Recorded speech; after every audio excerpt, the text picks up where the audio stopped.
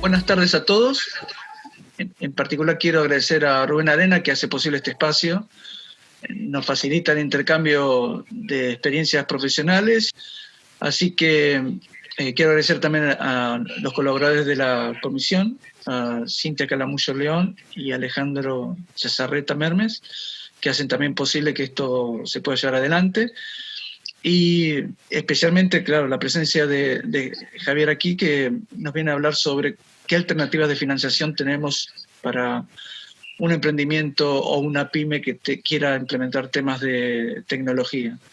Ya están apareciendo algunas líneas de crédito que estamos justamente hablando recién, así que de eso nos va a adelantar algo Javier. Vamos a iniciar la charla a partir de ahora. Así que bueno, adelante Javier y una vez que finalices empezamos con las consultas.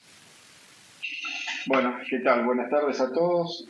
Desde ya quiero agradecerte, Rolando, por la invitación a la Comisión de Sistemas e Innovación, obviamente también a la facultad por este espacio. Y la idea es básicamente contarle un poquito estas nuevas líneas que han salido. En una primera instancia lo que vamos a hacer es hablar un poco sobre las distintas fuentes de financiamiento para al final trabajar un poquito, contarles lo que tiene que ver con financiamiento del Estado, que tal vez es lo que menos se conoce, inclusive de cómo participar y algunas características, ¿no? Pero la primera parte vamos a hacer un poco una introducción.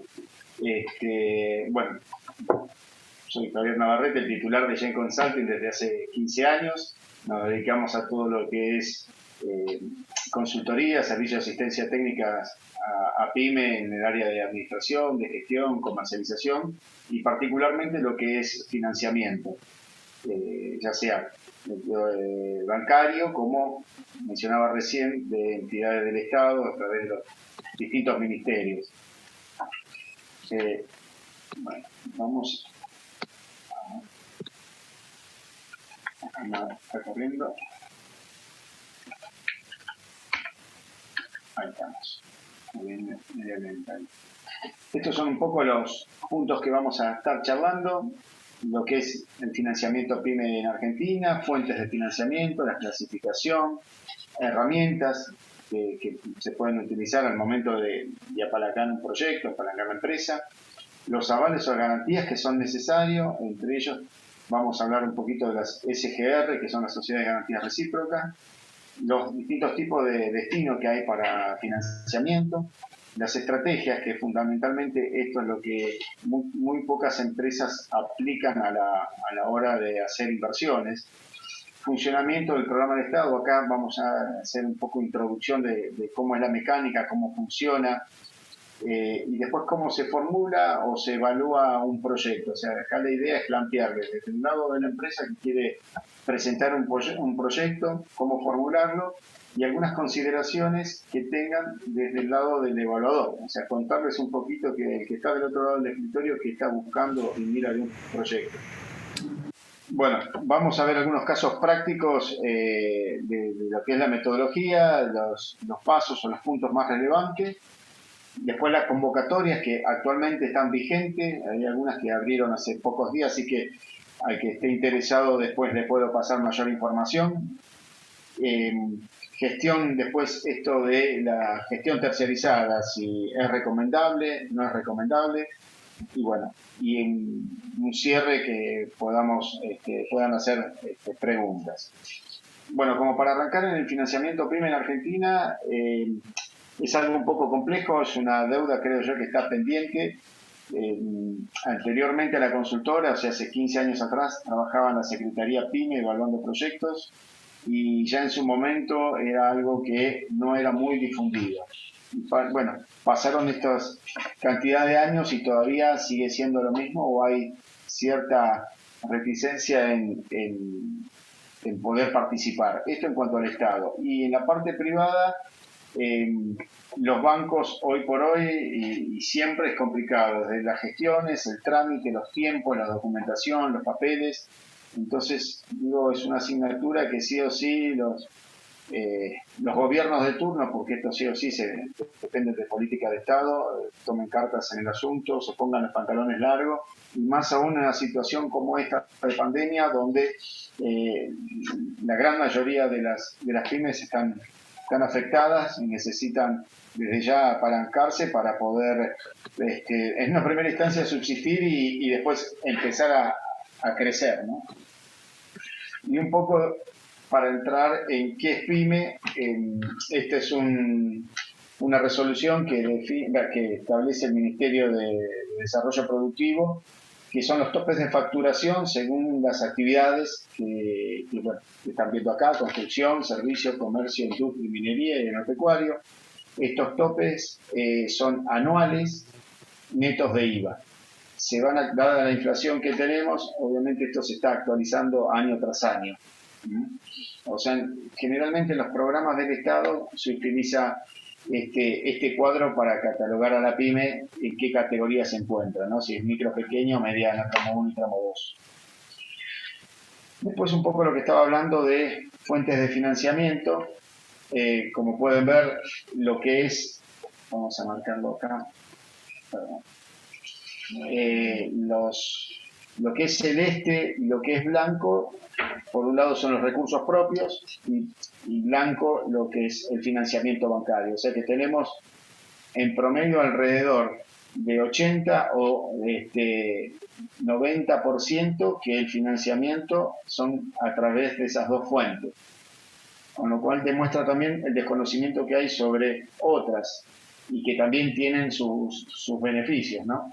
Y esto es un cuadro que estamos viendo al año 2017. Ahora les voy a mostrar en lo que es el 2019.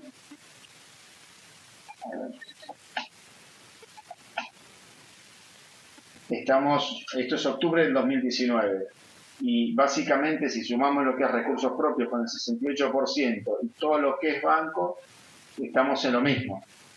Y lo que son organismos públicos o programas públicos, estamos en un 0,9. O sea, no se ha crecido en este sentido. Por un lado, responsabilidad de los gobiernos en lo que tenga que ver con difusión. Y por otro lado, de las empresas, el desconocimiento y a su vez también esa sensación de que porque es el Estado o son programas públicos, quedan comprometidos ante AFIP o quedan expuestos, en fin, pero no se utilizan y tienen muchos beneficios porque en muchos casos estamos hablando de programas que son o convocatorias que son subsidios o aporte no retornable, no son créditos. Bueno, para comenzar sobre lo que son las fuentes de financiamiento, desde ya que tiene que ver con el origen de donde provienen los recursos o fondos para financiar proyectos, desde startup, todo lo que sea, bueno, empresas desde ya que están en desarrollo, en crecimiento, para capital de trabajo, bienes de uso, instalaciones, infraestructura, lo que sean terrenos, y luego para lo que es, por ejemplo, empresas tecnológicas en I+D. Las fuentes las podemos clasificar en tres orígenes, en tres partes. Por un lado, por el origen, si es interna o externa. Interna hablamos de lo que es el financiamiento propio de la empresa o del capital de trabajo. La externa o ajena, desde ya son provenientes de personas físicas o jurídicas que hacen los aportes. En cuanto al tiempo, lo que es corto, mediano y largo plazo. Se entiende por corto plazo lo que es menor o igual a un año, o sea, lo que tiene, digamos, vencimiento en dicho plazo, digamos, con compromiso de evolución en ese plazo. Lo que es mediano, se calcula más o menos en 3 años o hasta 5 años, dependiendo del tipo de financiamiento, y largo plazo mayor a 5 años. Acá, por ejemplo, tenemos créditos hipotecarios, lo que es leasing. O sea, cada herramienta de las que vamos a ver se pueden distribuir en esto, justamente, por el tiempo y por tipo, que es lo último, que es entre privado y público. En lo público tenemos las bancas estatales, provinciales, el Estado mismo desde sus distintos ministerios, y otras que son mixtas, como pueden ser el Banco Vice, que es el Banco de Inversión y Comercio Exterior, o el CFI, el Consejo Federal de Inversiones. Y lo que es privado, bueno, los bancos que todos conocemos, las fintech, mercados de capitales, inversores ángeles, financieras, incubadoras o fondos de inversión. Estas son las herramientas que decía se pueden catalogar o clasificar dentro de lo que vimos recién. Tenemos lo que es leasing, estos contratos para lo que es la adquisición de equipamiento, por ejemplo, maquinaria, de alquiler con la opción a compra, los descubiertos bancarios, tarjetas de crédito, que esto es lo que hablamos para el corto plazo, fideicomisos financieros, obligaciones negociables, descuento de valores, préstamos, acá encontramos préstamos de todo tipo, con tasas subsidiadas, con tasas fijas o variables, lo que es factoring y lo que es crowdfunding, que en este caso, este último es algo un poco incipiente en Argentina, que básicamente se utiliza mucho para proyectos startup y de orden tecnológico, que necesitan apalancamiento particularmente para lo que es recursos humanos, que es justamente lo más costoso. En cuanto a los avales, bueno, tenemos la Sociedad de Garantías Recíprocas, que lo vamos a ver en un ratito un poco más amplio, seguro de caución, pagaré, los que son, bueno, garantías hipotecarias, prendarias, fianzas y lo que también tenemos a sola firma. En el caso de lo que es, bueno, seguro de caución es lo que se utiliza mucho en los programas del Estado, en los casos que hay subsidios y parte de ese subsidio se adelanta, entonces el programa solicita un seguro de caución a su favor para asegurarse de que la empresa, con los fondos que le anticipó el programa, ejecute el proyecto. Y en el caso de las hipotecarias se utiliza para los créditos, créditos grandes o también en el caso de los, por ejemplo, las SGR, que son los que avalan o dan garantía para los préstamos, cuando se supera el monto de 3 millones solicitan garantías reales o hipotecarias. Si no, se hace, por ejemplo, a través de una fianza. Para entrar un poquito en lo que es una SGR, es una sociedad comercial que el objeto es otorgar garantía a las pymes para que puedan facilitarles el acceso y mejorar las condiciones. Esto quiere decir, en tasas, a veces hay descuento de algunos puntos cuando se presenta avales de esta característica, y también el plazo. Las SGR tienen dos componentes que son los socios partícipes, que son las mismas pymes que necesitan los avales para solicitar un crédito, y los socios protectores, que son las personas físicas o jurídicas que aportan a un fondo de riesgo para respaldar esas garantías que luego emite la SGR para la pyme. Los socios protectores reciben, por un lado, beneficios fiscales en cuanto a ganancias y a su vez intereses por el aporte que hacen. Los tipos de operaciones que están garantizadas por las SGR tenemos las financieras, las comerciales y lo que es técnico. Acá las financieras son negociación de los cheques de pago diferidos en el mercado de valores, obligaciones negociables, fideicomiso, leasing, préstamos en entidades financieras. Las comerciales son la financiación de compra y venta con proveedores, y las técnicas tienen que ver con estos programas que yo mencionaba del Estado, donde solicitan estos avales.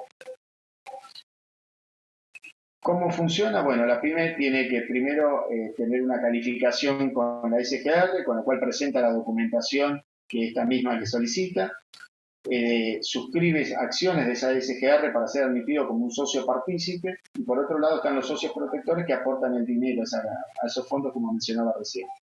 La SGR hace la evaluación y funciona eso, constituye la contragarantía. Que, por ejemplo, si la empresa quiere pedir un crédito de 5 millones, bueno, en este caso la contragarantía va a ser la garantía real. Bueno, la SGR emite ya esa garantía y con eso la pyme se puede acercar, por ejemplo, a una entidad bancaria para solicitar el crédito. La mecánica un poco sería esta. Acá hablamos, a ver si podemos...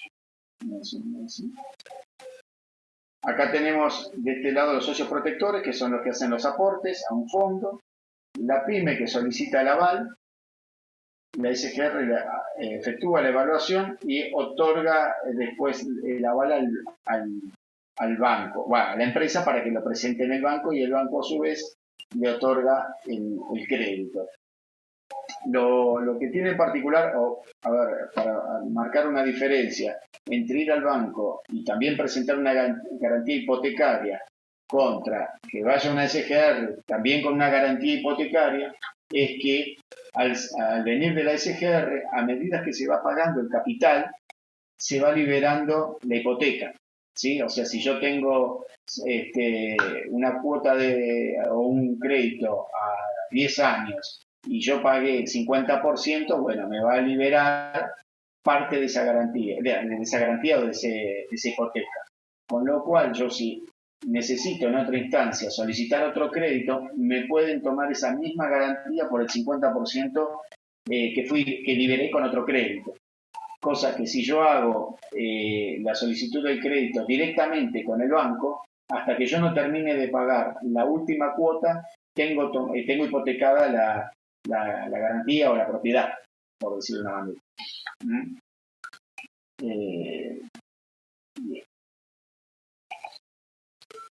Los destinos del financiamiento, yo hice 4 clasificaciones para proyectos de startup, lo que es tecnología, recursos humanos, materia prima y equipamiento, lo que tiene que ver con las inversiones que se realizan. El crecimiento del negocio para lo que sea ampliación de la capacidad productiva de la empresa, galpones, bienes de uso, todo lo que es incorporación de tecnología. Para lo que es apalancamiento, capital de trabajo, que contempla todo lo que sea materia prima, insumos, componentes.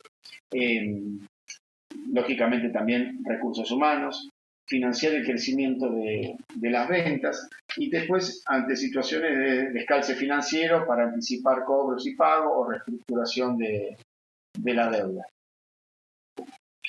Bueno, el tema de estrategia de financiamiento es algo que yo mencionaba al principio que las empresas no utilizan o no programan, si bien por ahí definen en qué momento quieren hacer una inversión, en el tiempo, y qué quieren invertir, lo que no se analiza con anterioridad son las diferentes fuentes de financiamiento que se pueden utilizar. Por eso digo que primero y principal hay que planificar la inversión. Obviamente, vamos a suponer que la empresa quiere incorporar para fin de año una máquina para ampliar su capacidad productiva.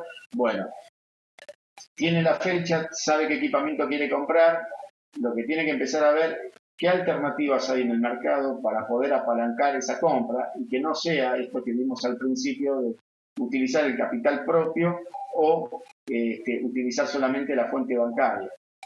A veces se puede llegar a hacer algún mix o sea, utilizar un mix de herramientas o de estas fuentes que estuvimos viendo recién para, bueno, luego después, paso siguiente es analizar cuál es la que más me conviene. Por lo general, y dependiendo del tipo también de proyectos y tipo de inversión, se hace a veces muy difícil la posibilidad de poder financiar con una sola fuente todo lo que la empresa necesita. Entonces es como que hay que armar proyectos en forma separados y buscar estas herramientas. Hoy en día el Estado está dando la posibilidad de que se puedan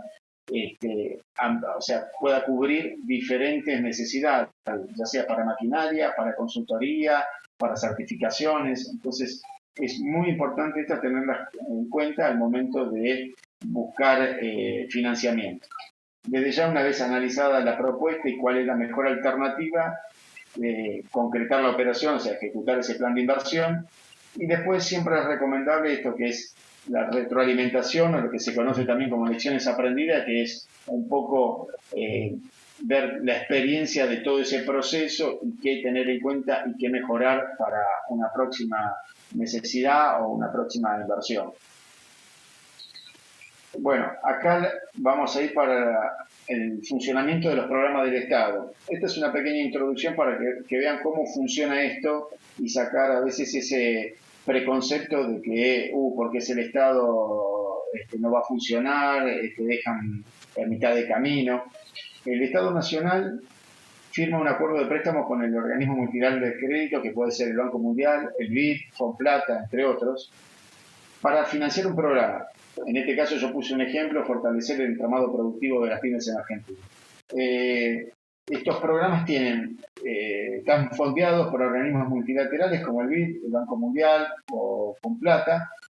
Para eso se crean esos fondos que están administrados en el Ministerio de Economía, que luego los redireccionan a los distintos ministerios, donde a través de una unidad ejecutora se arman las diferentes áreas. Es como decir, hay una empresa, por dar un paralelo, es como una empresa dentro del ministerio, donde tiene un área técnica, administrativa, operativa y legal.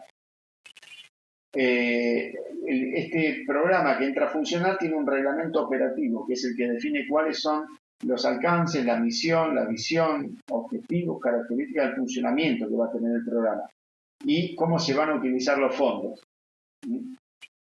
Por otro lado, a veces que se habla de un poco de la burocracia, de los papeles o cierta documentación, todos los programas estos están auditados o por la AGN, que es la Auditoría General de la Nación, la SIGEN, la Sindicatura General de la Nación, o también por los propios bancos que tienen sus áreas de auditoría. Y en algunos casos se exigen que haya intervención de empresas auditoras privadas. Yo mencioné dos, pero bueno, esto es lo que hace un poco, le da cierta certeza en cuanto al funcionamiento. Digo, que no es que el Estado, de hecho el Estado en la participación que hace es muy mínimo, son fondos, por ejemplo, por decir, el 80% son fondos de estos organismos y el 20% es aporte local. Estos programas también funcionan ya cuando arrancan, ya tienen fondos destinados en sus cuentas bancarias, del Banco Nación obviamente, y a medida que, por ejemplo, van cayendo proyectos, se va viendo cuál es el comprometido que hay en ese presupuesto que se va a ir armando, y en función de eso es como un fondo rotatorio que va ingresando automáticamente. O sea, tras cada informe que se va haciendo trimestral o semestralmente, estos organismos van haciendo depósitos para que estén siempre fondeados. Para hablar un poco de cómo formular un proyecto tecnológico, tenemos tres partes.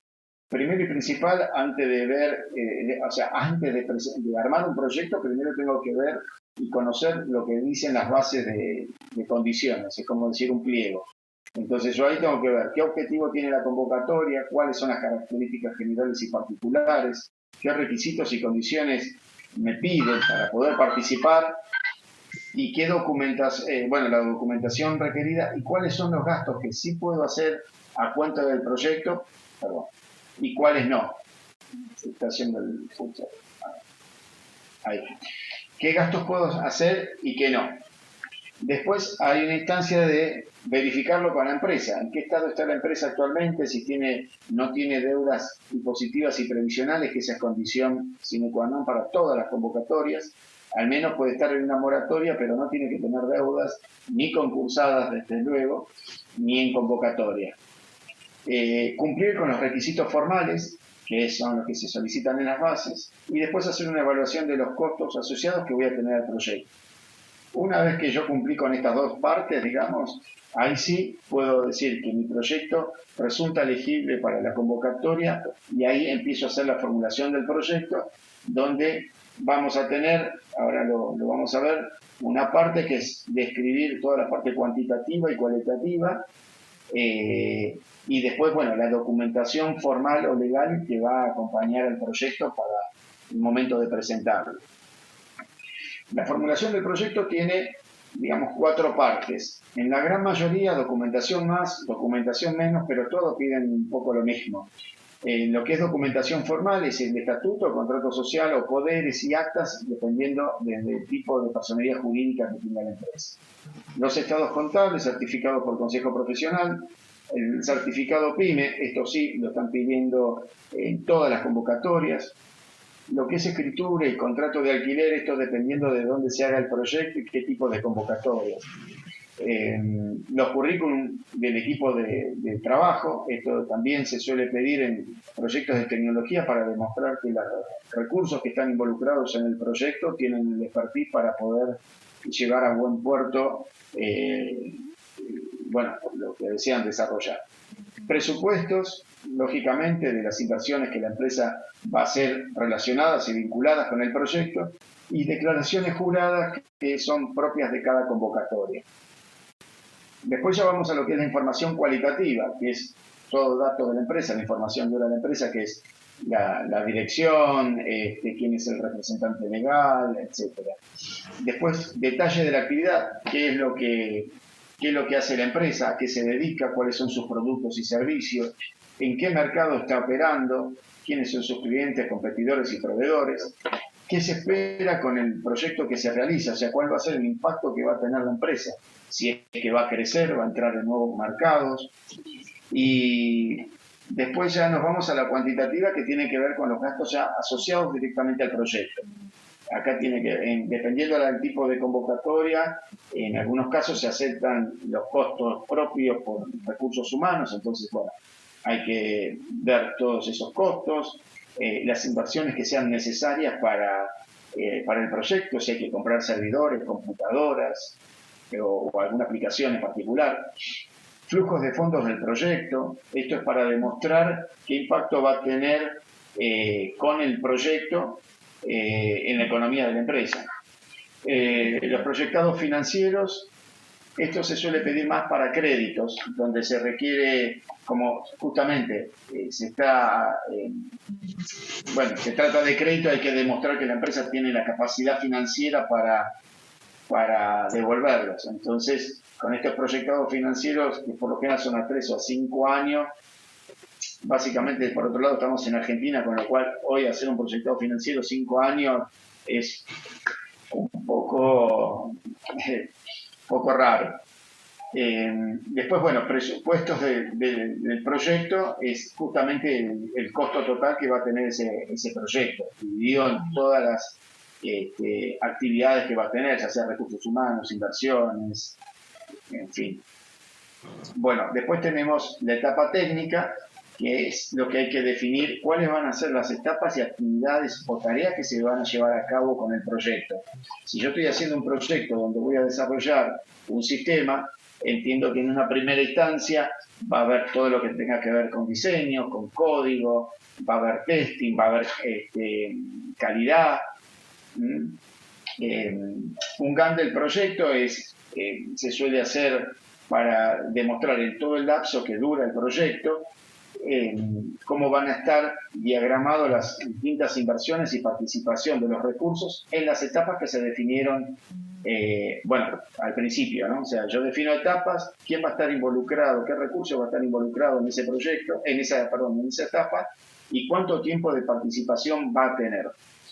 Después, la parte de los recursos propios, como decía recién, que van a estar involucrados, y los terceros, consultores o empresas que presten algún tipo de servicio. Después mencionar la tecnología en uso, eso es fundamental también para que el evaluador analice si es una tecnología nueva, si es una tecnología, digamos, ya un poco pasada de moda. Mencionar, o sea, acá se menciona de qué tecnología se utiliza o qué base de datos, qué lenguaje de desarrollo, las inversiones que van a estar asociadas, como decía yo recién, si fuera el caso de las servidores, computadoras para trabajar. Bueno, los hitos del proyecto y los productos verificables. Estos están relacionados con las etapas que se definen. Si yo voy a hacer, por ejemplo, una capacitación, puede ser factible, digamos, de considerar, si yo tengo que darle o contratar una capacitación para un recurso de la empresa, bueno, el producto verificable va a ser el material utilizado en la capacitación, el listado de asistentes. Los hitos del proyecto es lo que yo espero al finalizar cada etapa. Es como el cierre de la etapa que yo realicé, que definí que iba a ser, bueno, ¿qué es lo que espero? Y el verificable es que a mí me demuestre que esa etapa ha sido concluida. Cuando hablo también de producto verificable, puede ser hasta de la compra de un servidor. ¿Cuál es el verificable? Bueno, es la factura y el remito y la constancia de pago. O sea, como la gran mayoría de los programas, y menos ahora con la pandemia, no hacen auditorías en las empresas, se tienen que tomar de estos verificables para justamente constatar que las inversiones y que las distintas etapas del proyecto se llevaron adelante. Estas son las etapas de evaluación. O sea, acá nos ponemos del lado del escritorio de quien recibe un proyecto que formulamos recién. Por ejemplo, y yo les contaba de esto de las distintas etapas, bueno, ¿qué es lo que mira un evaluador? Por un lado, dependiendo de los programas y proyectos, hay una evaluación formal, una técnica y una financiera. La primera es la formal. Si hay ciertas falencias o faltantes en la instancia formal, obviamente en algunos casos ya los proyectos se rechazan, en otros se solicita que presenten la documentación. Básicamente lo que mencionábamos, que se entregue en tiempo y forma. La gran mayoría de estas convocatorias tienen una fecha de cierre, que la documentación presentada sea la que corresponda y esté, por ejemplo, con firmas del representante legal, si son balances que estén certificados por el Consejo Profesional. Los formularios, ya sean en documentos de Word o Excel, estén completos, o a su vez las plataformas que también se utilizan. En algunos casos hay un mix entre formularios y plataformas, bueno, que estén todas las partes cubiertas y que desde ya la empresa se encuadre en la convocatoria, básicamente con la actividad que desea realizar. Después hay un evaluador técnico, que es el que mira, el que mira que el proyecto sea elegible, que sea viable, que las etapas definidas estén claras, sean reales para el tipo de proyecto que se va a realizar. Los recursos involucrados en el proyecto, como decía recién, que tengan el perfil adecuado para la actividad.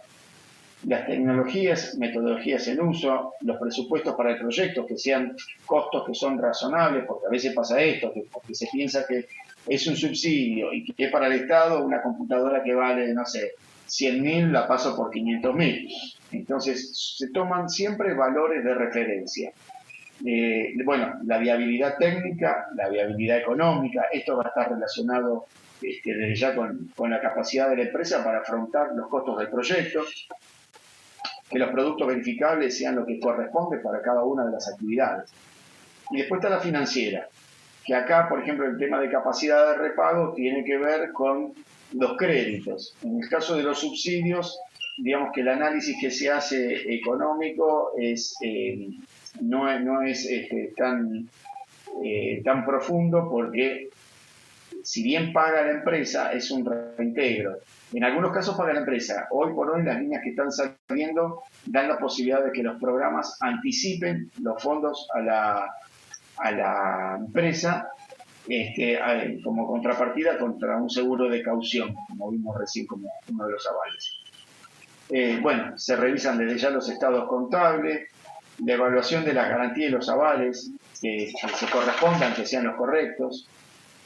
Se analiza el flujo de fondos del proyecto y los proyectados financieros. Esto, de nuevo, insisto, esto es en el caso por ahí de los créditos. Y después los presupuestos de terceros, que sean realmente presupuestos, por ejemplo, formales, que tengan las características.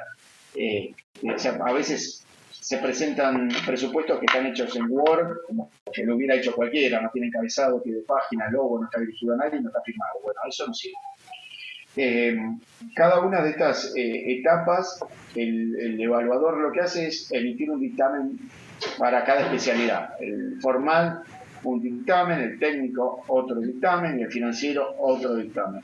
Una vez que los tres especialistas, digamos, emitieron el dictamen, hay un comité de evaluación que hace una revisión general del proyecto y da por aprobado el proyecto. Y después se le comunica a la empresa para que empiece a ejecutar las actividades.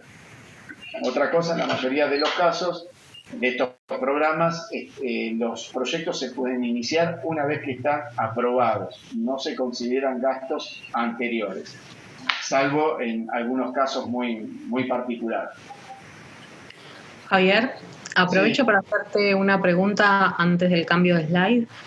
Dentro de las preguntas hay una con respecto a la al slide anterior, que dice: ¿por qué me pueden pedir el contrato de alquiler?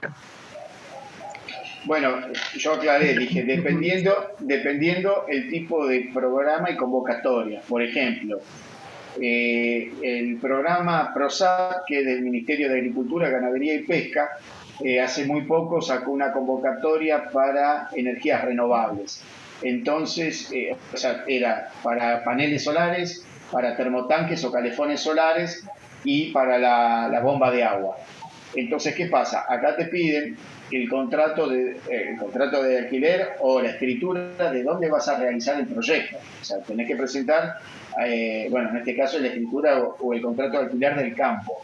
Por eso digo, es muy particular. Yo acá puse documentaciones que se suelen pedir en líneas generales, tratando de incluir, digamos, todas las convocatorias. Desde ya, algunas piden más, otras menos, ¿sí? Pero en ese caso en particular sí se pide. Ok, y hay otra pregunta. Vos en algún momento estabas mencionando acerca de los gastos que se iban a necesitar como informados y habías dicho el ejemplo de la computadora, que no Sí. pasar el precio de 100.000 por una computadora, perdón, de no pasar el precio de 500.000 por una computadora cuando sale 100.000. Sí. Entonces acá, a ese momento, Carolina dijo, puedo pasar 500.000 porque me viene un impuesto del 30%. No, bueno, uno puede pasar, primero las cotizaciones, lamentablemente, ¿no? Pero se presentan en pesos, o sea que a vos quien al momento de cargar el proyecto, lo tenés que pasar a pesos, al momento de la cotización del día anterior del Banco Nación.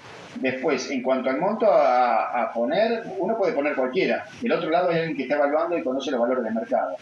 Y doy un ejemplo en uno de mis primeros proyectos evaluando dentro del ministerio, que el jefe de los evaluadores una vez me dijo para una línea, para un programa un proyecto de implementación de calidad, que vos podés contratar a Einstein, para dar un ejemplo así un poco burdo, pero para que sea bien gráfico, vos podés contratar a Einstein para que te haga implementación de calidad en tu empresa y te cobra 1.000.000 de pesos.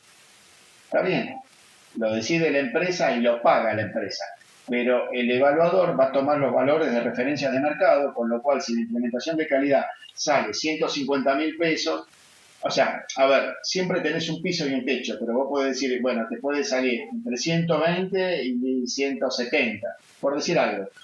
Pero, de nuevo, el programa tiene valores de referencia. ¿Qué pasa cuando uno carga valores de más y el programa termina recortándolo y ajustándolo a los valores de mercado? Entonces, por eso a veces hay quitas del proyecto presentado, porque a criterio del evaluador los valores están excesivos.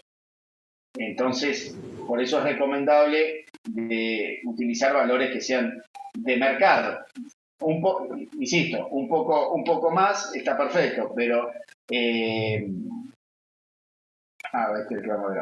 pero ya demasiado hace del proyecto observable, hasta inclusive ya da esto como experiencia propia como evaluador, da la sensación de que todo es un dibujo. Entonces cuanto más lupa se ponen los proyectos, porque si me pasas una computadora a 500.000 pesos, yo digo, bueno, acá hay todo ruido y me pongo a analizar y por ahí veo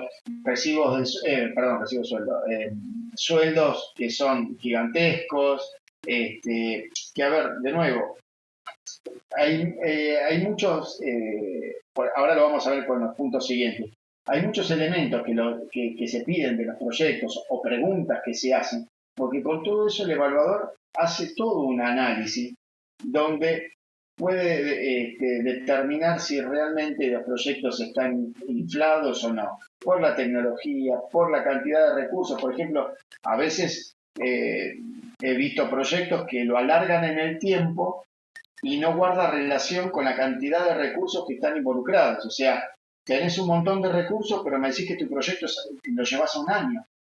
Entonces, eso es una pauta de que justamente lo que quieren hacer es inflarte el proyecto para para que sea obviamente más grande el aporte que otorgue, pero O sea, son muchas cosas que se analizan. Por eso digo, hay un piso y un techo, mientras que se utilizan, digamos, para cada,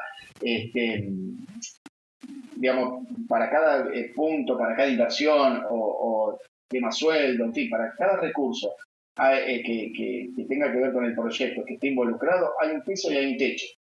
Entonces, si te vas de ahí, es como que termina siendo un proyecto un poco sospechoso. Y es cuanto más se mira y después termina siendo esto, que se hacen recortes. Perfecto, quedó súper contestado, gracias.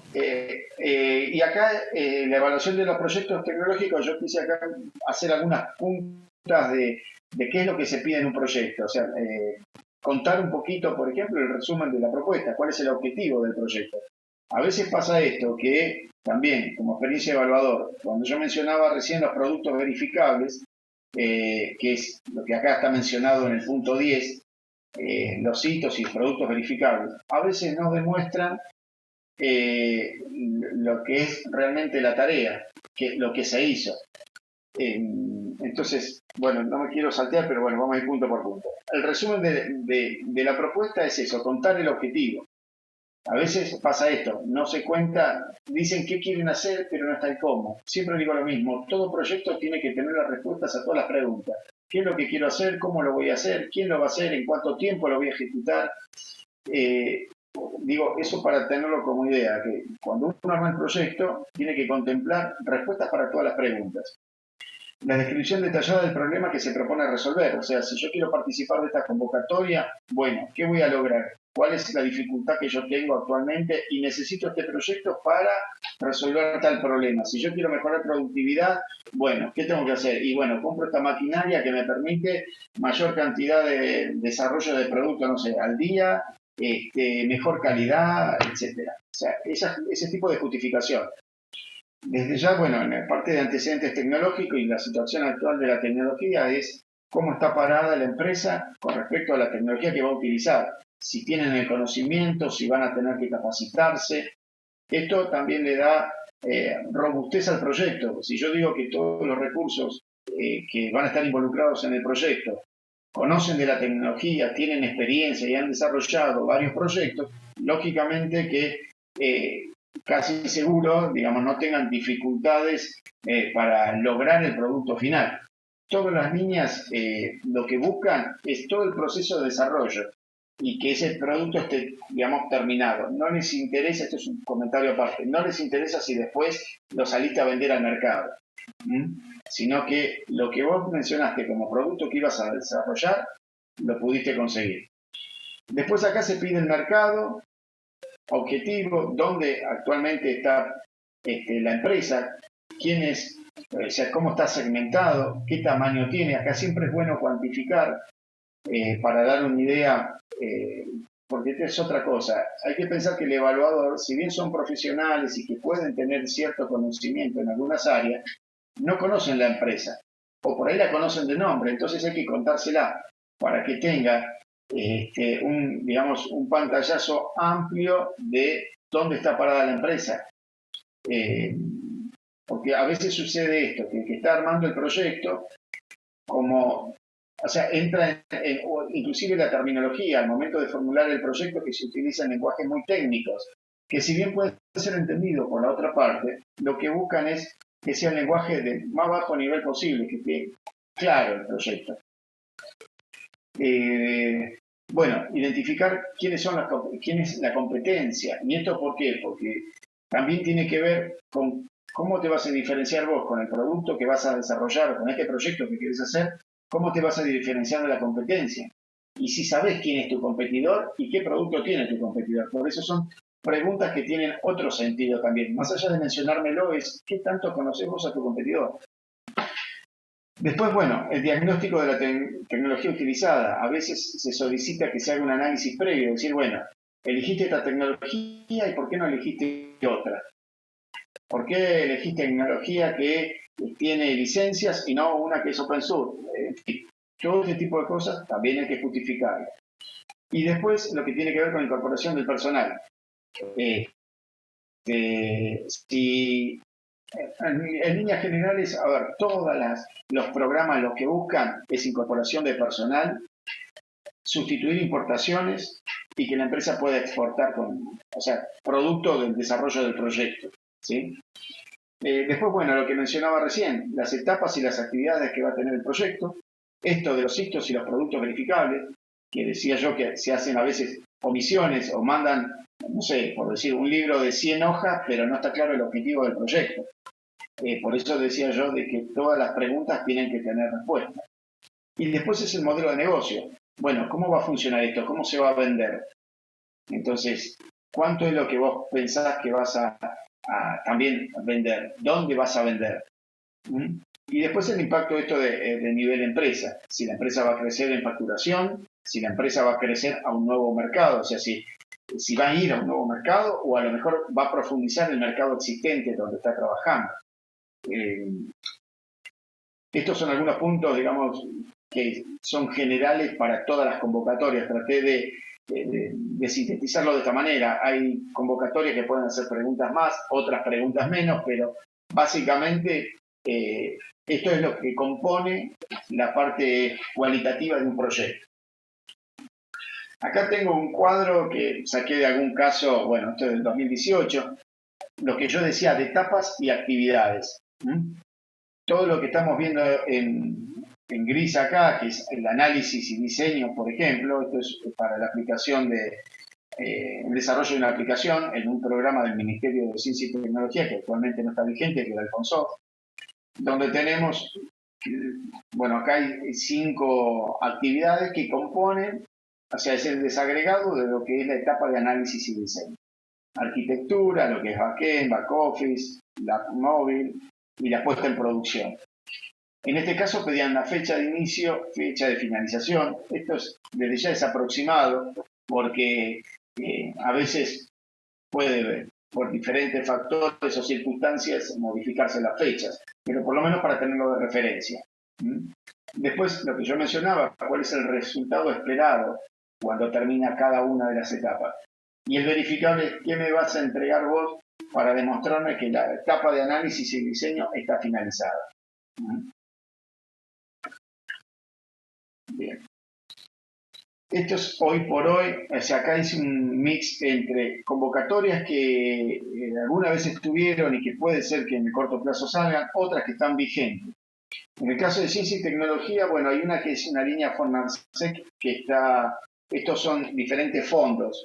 El Ministerio de Ciencia y Tecnología tiene 4 fondos, yo mencioné estos 3 porque hay un cuarto que es más bien de orden público, o sea, no participan las empresas privadas, pero tienen ANR o tenían ANR, que son los aportes no retornables o subsidios, becas, créditos subsidiados y concursos.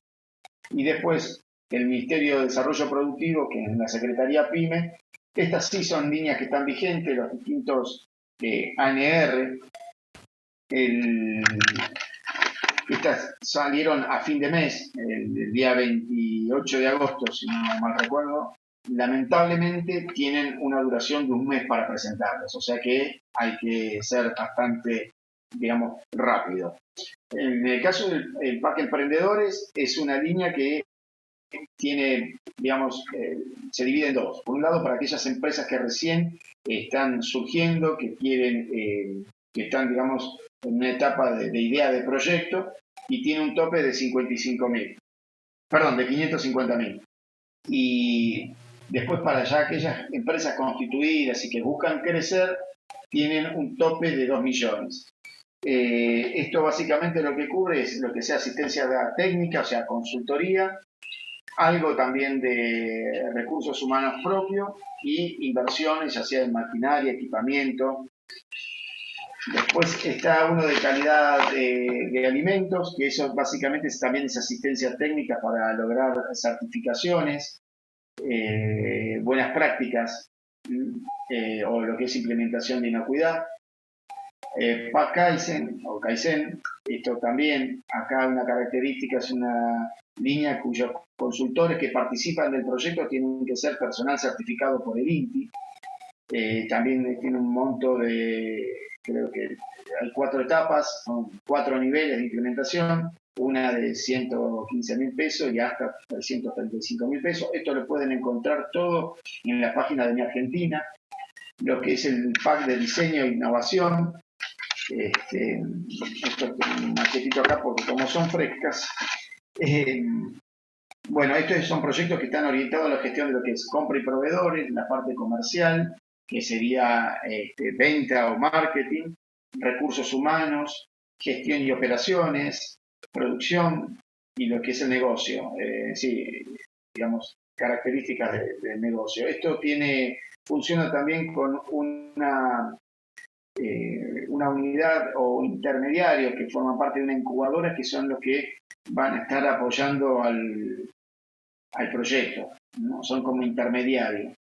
Y después esta línea que ya tiene un mes, que es el programa Soluciona, que es, también son subsidios, todas estas son subsidios, que tiene un tope de 15 millones y son para proyectos que tienen inversión, capacitación, licencias, consultoría. Son proyectos un poco más amplios, ¿no? Y que aplica a todos los sectores, desde lo que es economía de conocimiento hasta los sectores tradicionales. Y después crédito fiscal de capacitación. Esta es una línea que por lo menos 15 años tiene, se va renovando todos los años, que básicamente, digamos, se define un monto en función a la masa salarial bruta de la empresa del último ejercicio, del último año, perdón, no del último ejercicio contable, sino del último año. O sea, estaríamos hablando, por ejemplo, ahora del mes de septiembre del año pasado al mes de agosto. Y bueno, sobre ese total de masa salarial bruta se calcula el 30% y ese es el techo que tenemos para utilizar de capacitación. Estas capacitaciones pueden ser abiertas o cerradas. Las abiertas son las que se dan en instituciones de orden público, universidades, institutos o centros que son reconocidos y que ya tienen un programa y que justamente están abiertos al público y tienen una cuota ya establecida. Y las cerradas son las que habitualmente se hacían en company, que son programas hechos por empresas o consultores a medida. Esta convocatoria está cerrando para fines del mes de octubre. Después, bueno, Ministerio de Agricultura, Ganadería y Pesca, tienen ANR, tiene un programa que es el PROSAR, donde también hay créditos subsidiados. Y el Ministerio de Trabajo, que tenía un programa también de crédito fiscal de capacitación parecido al de la Secretaría PYME. Bueno, acá es un punto que a veces siempre consultan, que es, a ver, ¿es necesario para todas estas líneas que hemos visto, particularmente del Estado, contratar servicios de tercero? Bueno, la respuesta que yo doy es no es necesario, la empresa la puede hacer sola, no necesita pagarle a nadie para hacerlo. Ahora, ¿qué pasa? ¿Cuál es la ventaja por ahí al contratarlo? Desde ya, la experiencia que pueda tener en la gestión, obviamente eso da que hay un camino allanado, con lo cual puede colaborar a la empresa a anticiparse a los hechos. Ahorro en el uso de los recursos, no pongo una persona dentro de la empresa que la saco de su tarea habitual para ponerla a estudiar, a ver cómo participar del proyecto, cómo armar un proyecto. Por ende también ahorros de tiempo. Al contar con una persona que conoce del tema, el trabajo se puede organizar y se puede programar. El asesoramiento debiera ser permanente, mientras dura todo el proceso, todo el proyecto y hasta que está en instancia de evaluación. Omitir vicios en la formulación o en la redacción. Esto pasa que a veces las empresas les cuesta, por ejemplo, bajar en formato papel el proyecto, la idea, lo que quiera hacer. Usan mucho tecnicismo y por otro lado dan muchas cosas por obvias, porque claro, están en la diaria, en su métier, entonces es lógico que piensen que el otro también lo sabe. Y en algunos casos, no de estas líneas, hay honorarios que pueden estar cubiertos total o parcialmente. Esto lo tenía, por ejemplo, el programa de FONSOF y el FONTAR del Ministerio de Ciencia y Tecnología, y el viejo PAC tenía también un fondo asignado a lo que era formulación de proyectos. ¿Qué funciones debe realizar? Bueno, primero y principal, relevar la empresa y el proyecto, o sea, que la empresa sea elegible y que el proyecto que quiere hacer se ajuste con lo que habíamos hablado en alguna de las primeras con respecto a lo que dice la convocatoria, las bases del llamado. Desde ya que esté involucrado con la empresa y con el proyecto, si no, es como que se hace difícil poder hacer esa interpretación de que lo que la empresa quiere a llevarlo a un papel. Por eso digo leer, interpretar y analizar el proyecto, corregirlo obviamente si corresponde, acompañar en el armado de los formularios sobre la plataforma, revisar los documentos formales, esto es lo que mencionábamos en cuanto a contratos sociales, estatutos, etcétera, que esté todo en condiciones, y acompañar esto en todas las instancias del proceso, hasta que el proyecto esté, digamos, aprobado. ¿Qué debo considerar al contratarlo? Bueno, primero y principal, la trayectoria. Eso es importantísimo. Acá hay que acordarse que estamos hablando de servicios, no estamos hablando de productos donde yo puedo ver cuál es el material, qué buena calidad, el servicio. Entonces, y además un poco los consultores están un poco bastardeados por la culpa de algunos, es como que entran todos en la misma bolsa. Entonces, es importante la trayectoria, las referencias comerciales, resultados obtenidos de los trabajos que se hicieron. De entrada, tener bien en claro cuál es el alcance de los servicios, qué es lo que le va a corresponder al consultor, qué le corresponde a la empresa o qué le corresponde a ambos. ¿Qué costo va a tener asociado? ¿En qué momento se paga? ¿Cómo se paga? Y bueno, esto de la metodología de trabajo, ¿no? Que tiene que ver un poco con el alcance de los servicios. Cómo se va a implementar, digamos, ese trabajo en la práctica. Bueno, hasta acá, no sé si hay algún tipo de pregunta. Excelente presentación, Javier. Me parece de suma utilidad para aquellos que necesiten emprender algún tipo de proyecto tecnológico y por ese motivo requieran de financiación. Así que, si te parece bien, pasemos a las preguntas. Muchas gracias.